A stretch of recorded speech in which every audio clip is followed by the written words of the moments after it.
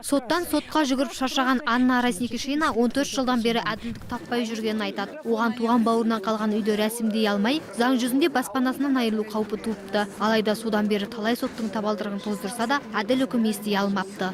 14 лет хожу по судам. Мен жылжымайтын мүлігімді рәсімдей алмай жүргеніме 14 жыл болды. Бәрі бір өкіметке өтіп кететін болды. Бәрі бір-біріне сілтейді. Менің ісіме келгенде белгісіз жақтан хат немесе қоңырау келеді де, менің ісім себепсіз жабылып қала береді.